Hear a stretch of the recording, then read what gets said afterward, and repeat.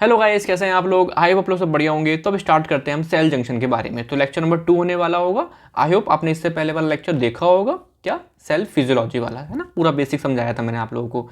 चलिए स्टार्ट करते हैं सेल जंक्शंस। चलो, अब सेल जंक्शन है क्या। मैंने बोला आपसे यहाँ पे एक सेल है, यहाँ पे एक सेल है, ठीक है, यहाँ पे एक सेल है, यहाँ पे एक सेल है।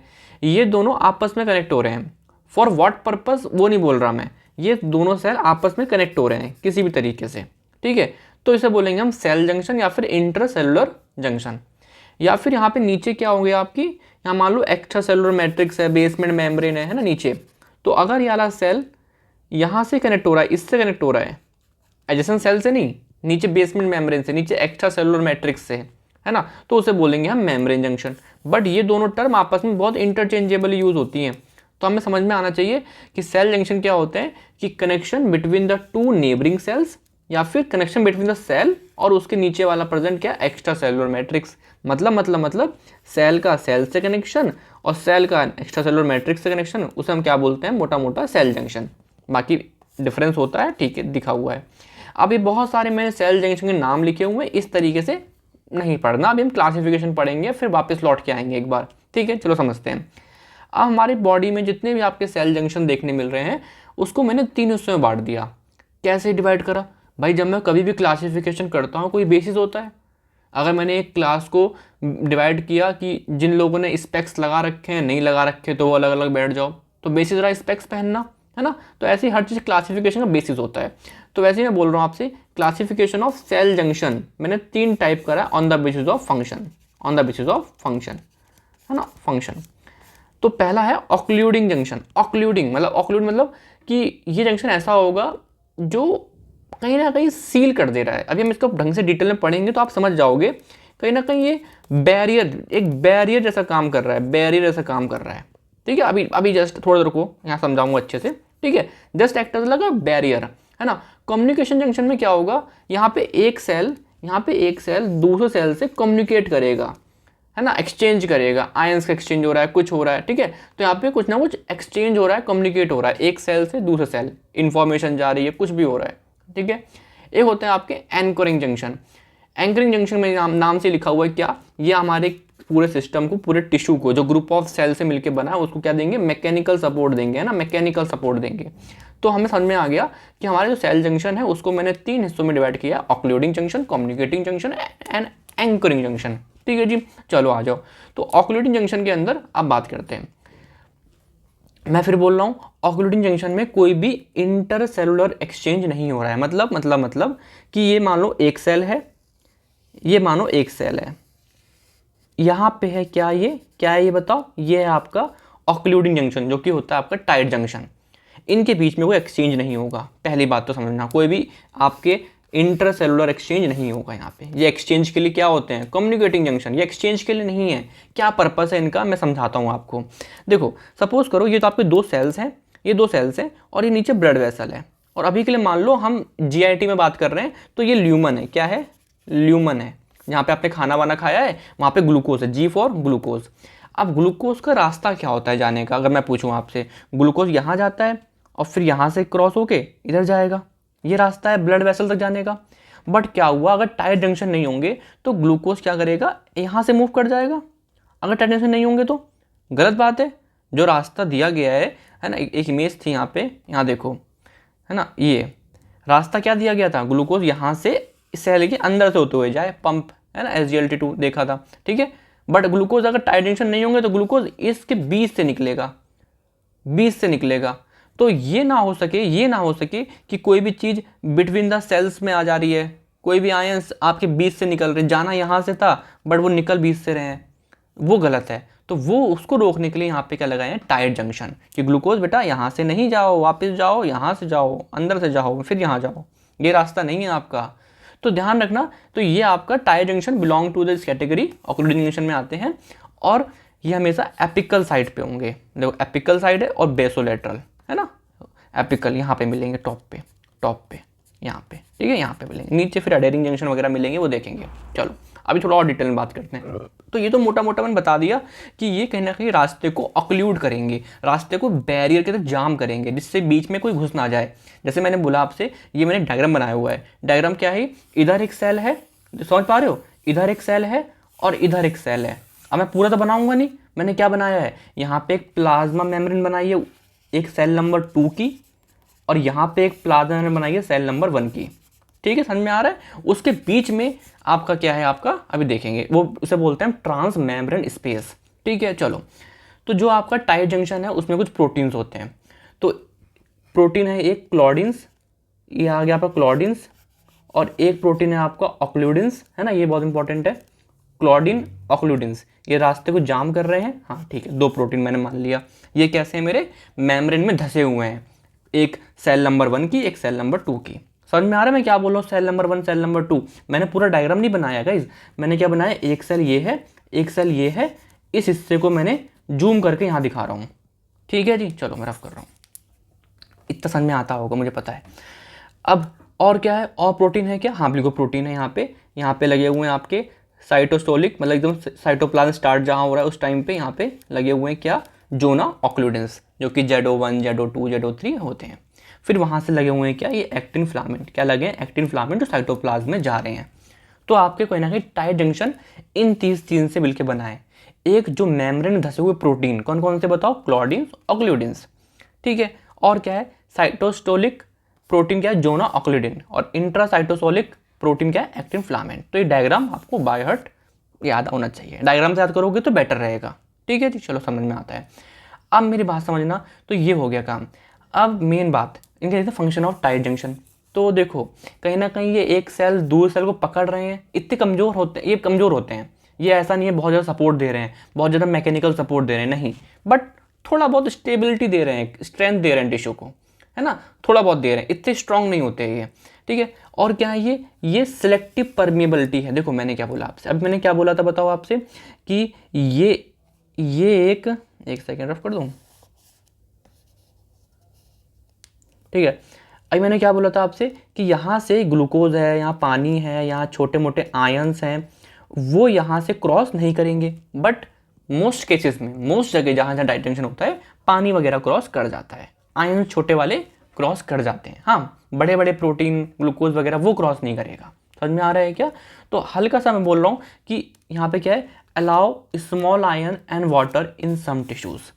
अभी हम देखेंगे ब्लड ब्रेन बैरियर में तो बिल्कुल क्रॉस नहीं होगा, वो टिपिकल टाइट जंक्शन है, बट यहाँ पे थोड़ा बहुत रिलैक्सेशन है कि छोटे मोटे आयंस और पानी यहाँ से क्रॉस कर जाएगा। यहाँ पे एक टर्म आ रही है, यहाँ देख पा रहे हो आप, अगर आप इस इमेज को देखो, मैंने बहुत जूम कर दिया, देखो इसको पूरा रफ करते हैं पहले, इस इमेज को ऑब्जर्व करते हैं यार बैठ के थोड़ा सा, है ना। देखो देखो देखो देखो, है ना, देखो ये क्या है आपका एपिकल साइट, यहाँ पे येलो येलो क्या है, ये येलो येलो क्या है, टाइट जंक्शन। टाइट जंक्शन कहाँ होते हैं, एपिकल साइट पे, ठीक है। ये क्या है आपका बेसल मेम्ब्रेन नीचे ना, ठीक है, ये लेटरल साइड हो गई। अब अगर कोई मूवमेंट, एक मॉलिक्यूल मेरा यहाँ जाता है सेल के अंदर होते हुए फिर क्रॉस करता है, तो उसे बोलते हैं ट्रांस सेलुलर रूट, जो कि नॉर्मली हो रहा है। और अगर कोई क्या नाम है टाइट जंक्शन से होते हुए ऐसे क्रॉस करता है, मतलब 2 सेलों के बीच से क्रॉस करता है, मतलब 2 सेलों के मेम्ब्रेन के बीच से क्रॉस करता है, मतलब कि ट्रांस मेम्ब्रेन स्पेस से क्रॉस करता है, तो उसे बोलते हैं हम पैरासेलुलर रूट। तो कहीं कहीं पे टाइट जंक्शन हल्का फुल्का रिलैक्सेशन देता है कि छोटे मोटे आयंस और पानी वगैरह क्रॉस कर जाओ, ठीक है। एक और दिखाता है फेंसिंग फंक्शन। देखो इसका मतलब क्या है कि देखो हमें पता है कि हमने फ्लूइड मोज़ेक मॉडल में पढ़ा था कि प्रोटीन तो फ्लो करते हैं लिपिड में, क्योंकि लिपिड फ्लूइड होता है ना, लिपिड के बाइलेयर मेम्ब्रेन में। तो अगर यहाँ पे मान लो एक रिसेप्टर है, SGLT रिसेप्टर है, यहाँ पे कौन सा रिसेप्टर है ना, SGLT2, ठीक है, ये रिसेप्टर है, प्रोटीन है ना, रिसेप्टर है। अगर यहाँ पे टाइट जंक्शन नहीं होंगे ना, तो ये फ्लो करते करते करते करते, मान लो होना इसको इस तरफ था, लेकिन फ्लो करते करते करते वो इस साइड आ गया, अरे कितना खराब काम हो गया, पोलरिटी खराब हो गई, एक रिसेप्टर को वहाँ होना था इधर हो गया। तो अब टाइट जंक्शन क्या करेंगे भैया, टाइट जंक्शन बोलेंगे हम यहाँ बैठे हैं, देखो हम बैठे हैं, हम इधर नहीं आने देंगे तुमको, तुम फ्लो करना है उधर ही घूमते रहो, इधर नहीं आओगे। तो it like a fencing, fence समझते हो कि फेंसिंग कर दी कि इस साइड वाले इस साइड रहो, इस साइड वाले इस साइड रहो, ठीक है। Prevent lateral movement of protein and lipid in cell membrane. समझ में आ रहा है, चलो बहुत बढ़िया। मैं समझा रहा हूँ आराम से, और जिस वजह से उसकी जो सेल की पोलरिटी है वो मेंटेन रहती है, जिस तरफ वाले रिसेप्टर उस तरफ है, इस वाले रिसेप्टर इस तरफ है। ठीक है, चलो आगे बढ़ते हैं।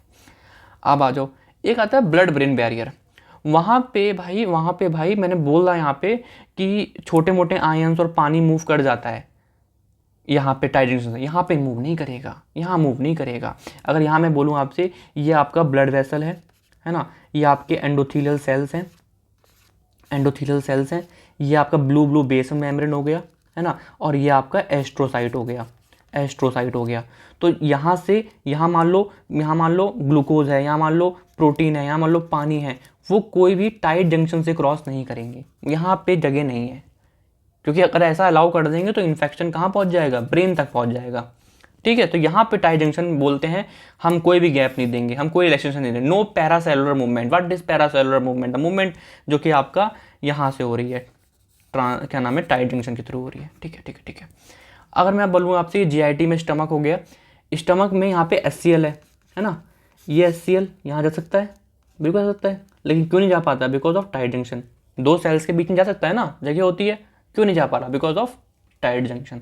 ठीक है, जो H. पाइलोरी होता है, पेप्टिक अल्सर कर देता है, वो क्यों कर पा रहा है? बिकॉज कहीं ना कहीं वो टाइट जंक्शन को ही खत्म कर दे रहा है। अगर टाइट जंक्शन खत्म हो गए तो मान लो एक ये सेल है और एक ये सेल है, इनके बीच में HCl आ रहा है तो डैमेज करेगा फिर। ठीक है, चलो अब आ जाओ। हाँ, एक इंपॉर्टेंट बात है, किडनी के अंदर जो PCT होती है, प्रॉक्सिमल कन्वोल्यूटिव ट्यूब्यूल्स, वहाँ के जो टाइट जंक्शन है ना, वो बहुत लीकी होते हैं। अभी तक हम बोले थे tight junction is a barrier, कुछ को क्रॉस नहीं होने देगा, थोड़ा बहुत क्रॉस होने देगा, बट यहाँ पे लीकी होते हैं। क्यों होते हैं? बिकॉज यहाँ पे जो क्लोरीन 2 है इसकी वजह से। बाकी इसकी इंपॉर्टेंस इतनी सी है क्योंकि वहाँ पे बहुत ह्यूज अमाउंट में रीएब्जॉर्प्शन करना होता है। इसका एक सिंपल सा रीज़न है, वहाँ पे रीऑब्जॉर्प्शन बहुत ज़्यादा करना। PCT में मैक्सिमम रीऑब्जॉर्प्शन होता है। ठीक है, पढ़ेंगे हम लोग, पढ़ा भी होगा यार आप लोगों ने, है ना। चलो आ जाओ, नेक्स्ट खत्म हो गया हमारा ऑक्लूजन में क्या पड़ा, टाइट जंक्शन। ठीक है, अब आते हैं कम्युनिकेटिंग जंक्शन। यहाँ पे क्या होगा, क्या फंक्शन इनका, कम्युनिकेशन करने का। दो नेबरिंग सेल आपस में कम्युनिकेशन करेंगे, दो एडजेसेंट सेल आपस में कम्युनिकेशन करेंगे, है ना। चलो यहाँ पे क्या होगा, इंटरसेलुलर एक्सचेंज। इस सेल से इस सेल में, इस सेल से इस सेल में कुछ जाएगा, बिना बाहर जाए, बिना एक्स्ट्रा सेलुलर फ्लूइड में जाए, एक सेल से एक से अंदर चला गया। ठीक है, इसमें आता है गैप जंक्शन, केमिकल साइनेप्स, जो हम पढ़ेंगे, ये वाला पढ़ेंगे, न्यूरोमस्कुलर जंक्शन है ना, वहाँ पे देखेंगे नर्व मसल फिजियोलॉजी में केमिकल साइनेप्स, यहाँ बात ही नहीं करेंगे इसकी। अभी गैप जंक्शन देखो होता क्या है गैप जंक्शन, नेक्सस है ना। मैंने बोला ये एक सेल 1 है इधर, ये एक सेल 2 है इधर। तो सेल 1 और सेल 2 तो एक ऐसी जगह होती है जहाँ पे मेम्ब्रेन हल्की सी पास आ जाती है। देख लो आपको, प्लाज्मा मेम्ब्रेन सेल 1 की और प्लाज्मा मेम्ब्रेन सेल 2 की हल्की सी पास आ गई हैं। वहाँ पे एक जंक्शन बनता है ना, एक प्रोटीन आता है और वो प्रोटीन दोनों को अटैच कर देता है, तो ये बना पर गैप जंक्शन। तो मैंने क्या बोला, इंटरसेलुलर स्पेस थोड़ा सा कम हो जाता है वहाँ पे, जहाँ पे गैप जंक्शन होता है वहाँ पे इंटरसेलुलर स्पेस कम होता है। अब ये बीच में ये क्या है, ये ऑरेंज क्या है, लेट्स टॉक अबाउट दिस, है ना, लेट्स टॉक अबाउट दिस। ये आपका प्रोटीन है। क्या प्रोटीन होता है? अब देखो यहाँ पर होता है, मैंने बोला एक सेल ये है और एक सेल ये है। ठीक है, अभी इमेज दिखा दूंगा, पहले समझ लो। तो सेल नंबर 1 में क्या होंगे, 6 कोनेक्सिन होंगे, प्रोटीन है ये, है ना, 6, 1 2 3 4 5 6। ठीक है, तो 6 कोनेक्सिन मिलके बनाते हैं एक क्या बना, ये एक कोनेक्सॉन। ठीक है, और ऐसे यहाँ पे भी लिखो, 6 कोनेक्सिन मिले, 3 4 5 6, तो क्या बन गया, एक कोनेक्सॉन।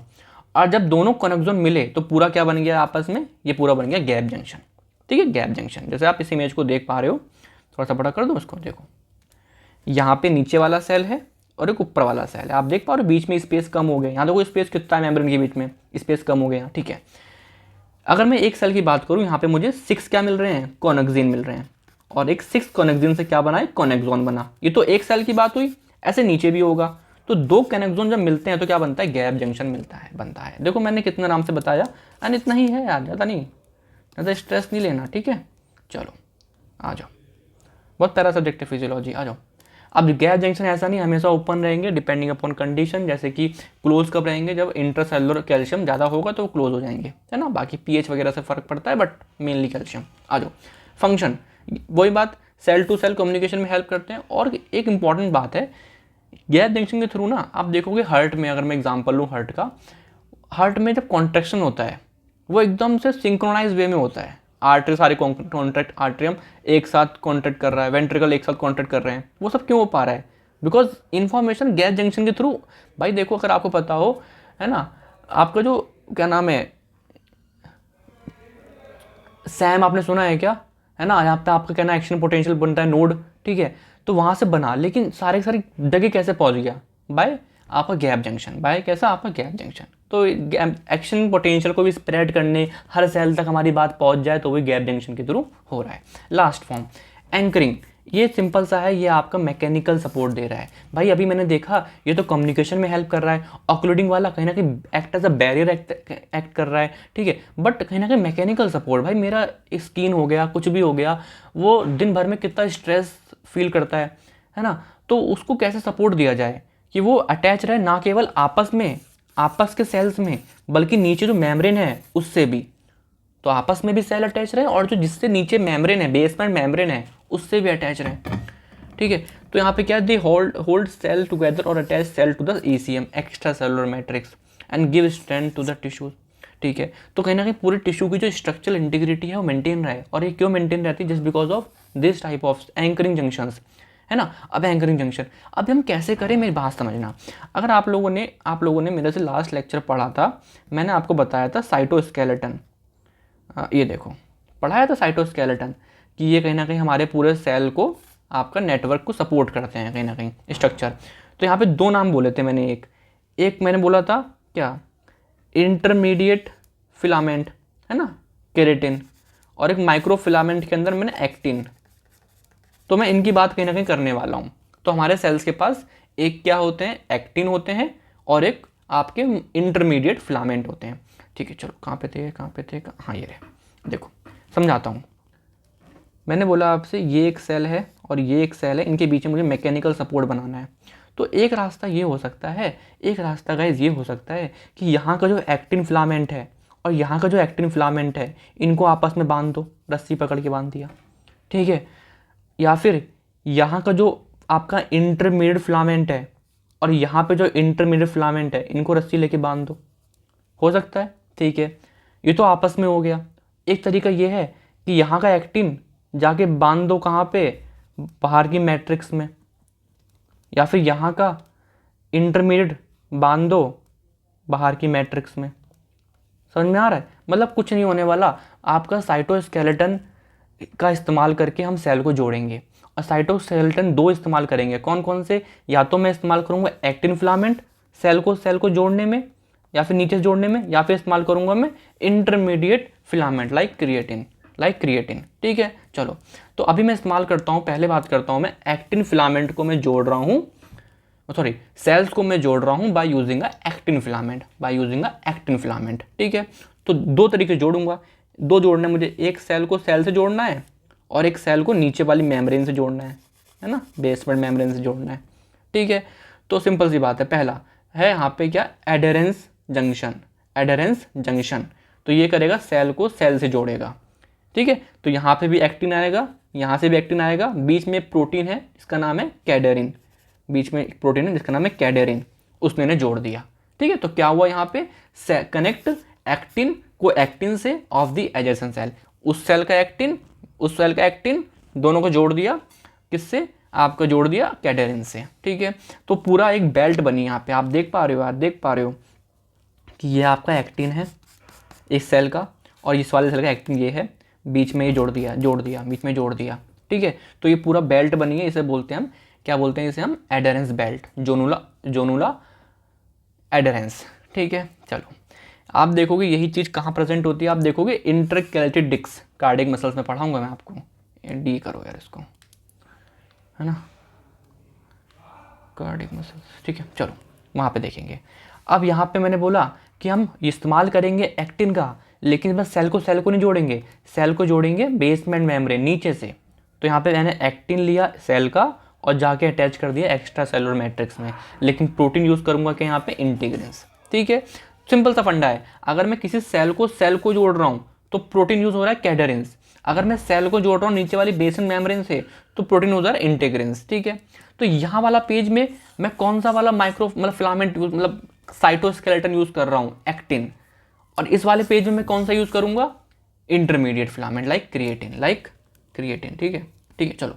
तो यहाँ पे पहला है डेस्मोसोम्स। डेस्मोसोम में क्या हो रहा है कि एक सेल का क्रिएटिन दूसरे सेल का क्रिएटिन को मैंने जोड़ दिया। अब जब मैं सेल और सेल को जोड़ता हूँ तो कौन सा वाला प्रोटीन होता है बताओ, कैडेरिन्स। लाइक यहाँ पे भी हुआ था कैडेरिन्स, बट डिफरेंस इतना सा है कि यहाँ मैं एक्टिन को जोड़ रहा था, यहाँ पे मैं क्रिएटिन को जोड़ रहा हूँ। ठीक है जी, ये थोड़ा स्ट्रॉन्ग एसोसिएशन एडिशन है, ये है इतना मोटा हो जाएगा कि स्पॉट लाइक अपीयरेंस देखने मिलेगी। ठीक है चलो, हेमिडेस्मोसोम मतलब यहाँ पे क्या होने वाला है, देखो यहाँ पे क्या, एक सेल है और नीचे क्या है, एक्स्ट्रा सेलुलर मैट्रिक्स, और ये क्या है आपका, यहाँ से आया एक डेस्मो मतलब क्रिएटिन और जाके अटैच हो गया बाय इंटीग्रिन्स, है ना, इंटीग्रिन बीच में आया। तो ये आधा डेस्मोसोम जैसा है ना। अगर पूरा कब होता है, पूरा जब होता है जब एक सेल और होता, एक डेस्मोसोम यहाँ से एक डेस्मोसोम यहाँ से, तो फुल होता, तो वो तो ये होता है। लेकिन आधा है तो अरे ठीक है, समझ में आ गया ना यार। बता देना दो हिस्से, देखो मैंने फिर बोला आपसे, हेमिडेस्मोसोम कहाँ यूज़ हो रहे हैं, हम एक सेल को उसके नीचे एक्स्ट्रा सेलुलर मैट्रिक्स से जोड़ रहे हैं, तो वहाँ पे जब हम बोलेंगे इंटीग्रिन यूज़ करेंगे। जैसे यहाँ पे हमने एक सेल को एक्स्ट्रा सेलुलर मैट्रिक्स जोड़ा था बट एक्टिन का इस्तेमाल करके, तो मैंने इंटीग्रिन इस्तेमाल किया था। और कैडेरिन में कहाँ इस्तेमाल कर रहा हूँ, जब मैं सेल को सेल से जोड़ रहा हूँ। I hope it make sense. ठीक है चलो, इतना ही जानना था हमें। तो this is all about cell junction. I try my level best to make things simple. अब इसके बाद हम बात करेंगे ट्रांसपोर्ट के बारे में, एक्टिव ट्रांसपोर्ट, पैसिव ट्रांसपोर्ट, और फिर आगे पढ़ते रहेंगे। ठीक है, तो होप आपको समझ में आया होगा। ठीक है चलो, थैंक यू, बाय।